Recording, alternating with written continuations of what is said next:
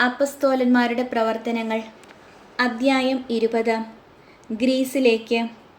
ബഹളം ശമിച്ചപ്പോൾ പൗലോസ് ശിഷ്യരെ വിളിച്ചുകൂട്ടി ഉപദേശിച്ചതിനു ശേഷം യാത്ര പറഞ്ഞ് മക്കെദോനിയയിലേക്ക് പോയി. ആ പ്രദേശങ്ങളിലൂടെ യാത്ര ചെയ്ത ആളുകളെ ഉപദേശങ്ങൾ വഴി ധൈര്യപ്പെടുത്തിയിട്ട് ഗ്രീസിലെത്തി. അവിടെ അവൻ 3 മാസം ചെലവഴിച്ചു. സിറിയയിലേക്ക് കപ്പൽ കയറാൻ തയ്യാറായിരിക്കുമ്പോൾ യഹൂദന്മാർ അവനെതിരായി ഗൂഢാലോചന നടത്തി. അതിനാൽ മക്കെദോനിയയിലൂടെ തിരിച്ചു പോകാൻ അവൻ തീരുമാനിച്ചു. പീറൂസിൻ്റെ മകനായ ബെറോയക്കാരൻ സോപ്പാത്തർ, തെസ്സലോനിക്കക്കാരായ അരിസ്താർക്കൂസ്, സെക്കൂന്തൂസ്, ദെർബെക്കാരനായ ഗായിയൂസ്, തിമോത്തേയോസ്, ഏഷ്യയിൽ നിന്നുള്ള ടിക്കിക്കോസ്, ത്രോഫിമോസ് എന്നിവർ അവനോടൊപ്പം ഉണ്ടായിരുന്നു. അവർ മുമ്പേ പോയി ത്രോവാസിൽ ഞങ്ങളെ കാത്തിരുന്നു. പുളിപ്പില്ലാത്ത അപ്പത്തിൻ്റെ ദിവസങ്ങൾക്ക് ശേഷം ഞങ്ങൾ ഫിലിപ്പിയിൽ നിന്ന് സമുദ്രയാത്ര ചെയ്ത് 5 ദിവസം കൊണ്ട് ത്രോവാസിൽ അവരുടെ അടുത്തെത്തി. അവിടെ 7 ദിവസം താമസിച്ചു. ത്രോവാസിനോട് വിട. ആഴ്ചയുടെ ആദ്യ ദിവസം അപ്പം മുറിക്കാൻ ഞങ്ങൾ ഒരുമിച്ച് കൂടി. അടുത്ത ദിവസം യാത്ര പുറപ്പെടേണ്ടിയിരുന്നതുകൊണ്ട് പൗലോസ് അവരോട് പ്രസംഗിച്ചു. അർദ്ധരാത്രി വരെ പ്രസംഗം ദീർഘിച്ചു. ഞങ്ങൾ സമ്മേളിച്ചിരുന്ന മുകളിലത്തെ നിലയിൽ അനേകം വിളക്കുകൾ കത്തിക്കൊണ്ടിരുന്നു. എവുത്തിക്കോസ് എന്നു പേരുള്ള ഒരു യുവാവ് ജനൽപ്പടിയിൽ ഇരിക്കുകയായിരുന്നു. പൗലോസിൻ്റെ പ്രസംഗം ദീർഘിച്ചതിനാൽ അവൻ ഗാഢനിദ്രയിലാണ്ടു. നിദ്രാധീനനായ അവൻ 3-ാം നിലയിൽ നിന്ന് താഴെ വീണു. അവനെ ചെന്ന് എടുക്കുമ്പോൾ മരിച്ചു കഴിഞ്ഞിരുന്നു. എന്നാൽ പൗലോസ് താഴെ ഇറങ്ങിച്ചെന്ന് കുനിഞ്ഞ് അവനെ ആലിംഗനം ചെയ്തുകൊണ്ട് പറഞ്ഞു, ഭയപ്പെടേണ്ട, അവന് ജീവനുണ്ട്. പൗലോസ് മുകളിൽ ചെന്ന് അപ്പം മുറിച്ച് ഭക്ഷിച്ചതിന് ശേഷം പ്രഭാതം വരെ അവരുമായി ദീർഘനേരം സംഭാഷണത്തിൽ ഏർപ്പെട്ടു. അനന്തരം അവൻ അവിടം വിട്ടുപോയി. അവർ ആ യുവാവിനെ ജീവനുള്ളവനായി കൂട്ടിക്കൊണ്ടുപോയി.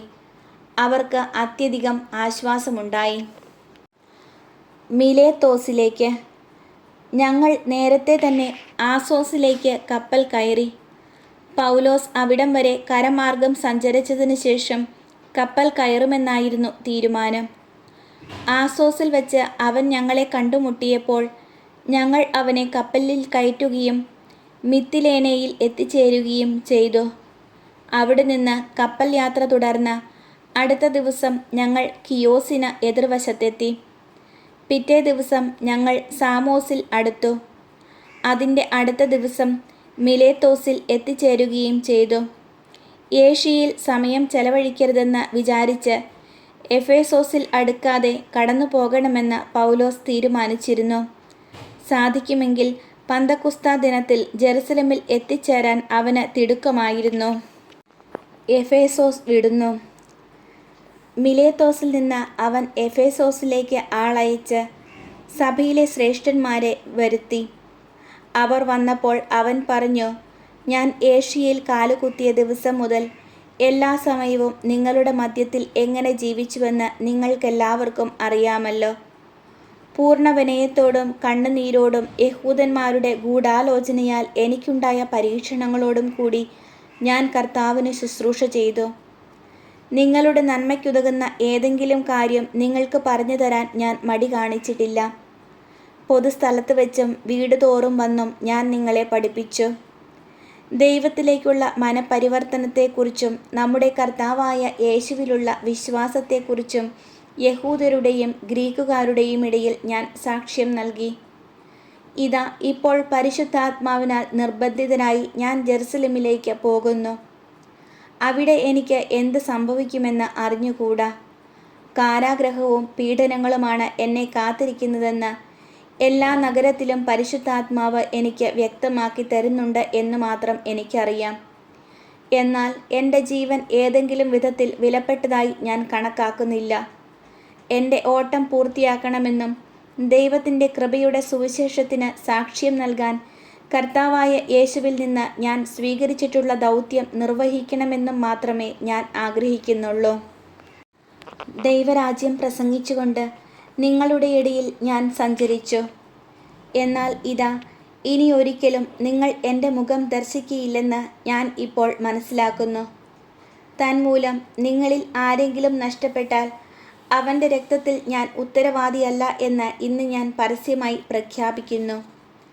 എന്തെന്നാൽ ദൈവത്തിൻ്റെ ഹിതം മുഴുവൻ നിങ്ങൾക്ക് വെളിപ്പെടുത്തി തരുന്നതിൽ നിന്ന് ഞാൻ ഒഴിഞ്ഞു മാറിയിട്ടില്ല. നിങ്ങളെയും അജഗണം മുഴുവനെയും പറ്റി നിങ്ങൾ ജാഗരൂകരായിരിക്കുവിൻ. കർത്താവ് സ്വന്തം രക്തത്താൽ നേടിയെടുത്ത ദൈവത്തിൻ്റെ സഭയെ പരിപാലിക്കാൻ പരിശുദ്ധാത്മാവ് നിയോഗിച്ചിരിക്കുന്ന അജപാലകരാണ് നിങ്ങൾ. എൻ്റെ വേർപാടിന് ശേഷം ക്രൂരരായ ചെന്നായ്ക്കൾ നിങ്ങളുടെ മധ്യേ വരുമെന്നും അവ അജഗണത്തെ വെറുതെ വിടുകയില്ലെന്നും എനിക്കറിയാം. ശിഷ്യരെ ആകർഷിച്ച് തങ്ങളുടെ പിന്നാലെ കൊണ്ടുപോകാൻ വേണ്ടി സത്യത്തെ വളച്ചൊടിച്ച് പ്രസംഗിക്കുന്നവർ നിങ്ങളുടെ ഇടയിൽ തന്നെ ഉണ്ടാകും. അതിനാൽ നിങ്ങൾ ജാഗ്രതയുള്ളവരായിരിക്കുവിൻ. 3 വർഷം രാപ്പകൽ കണ്ണുനീരോടുകൂടെ നിങ്ങൾ ഓരോരുത്തരെയും ഉപദേശിക്കുന്നതിൽ നിന്ന് ഞാൻ വിരമിച്ചിട്ടില്ല എന്ന് അനുസ്മരിക്കുവിൻ. നിങ്ങളെ ഞാൻ കർത്താവിനും അവിടുത്തെ കൃപയുടെ വചനത്തിനും ഭരമേൽപ്പിക്കുന്നു. നിങ്ങൾക്ക് ഉത്കർഷം വരുത്തുന്നതിനും സകല വിശുദ്ധരുടെയും ഇടയിൽ അവകാശം തരുന്നതിനും ഈ വചനത്തിന് കഴിയും.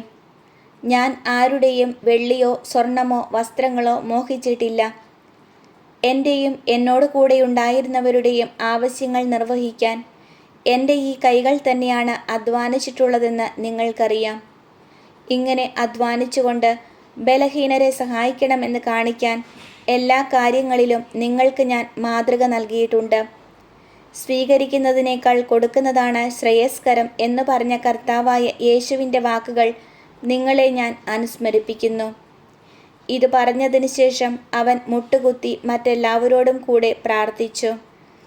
അവരെല്ലാവരും കരഞ്ഞുകൊണ്ട് പൗലോസിനെ ആലിംഗനം ചെയ്ത് ഗാഢമായി ചുംബിച്ചു. ഇനിമേൽ അവർ അവൻ്റെ മുഖം ദർശിക്കയില്ല എന്ന് പറഞ്ഞതിനെക്കുറിച്ചാണ് എല്ലാവരും കൂടുതൽ ദുഃഖിച്ചത്. അനന്തരം അവർ കപ്പലിൻ്റെ അടുത്ത് വരെ അവനെ അനുയാത്ര ചെയ്തു.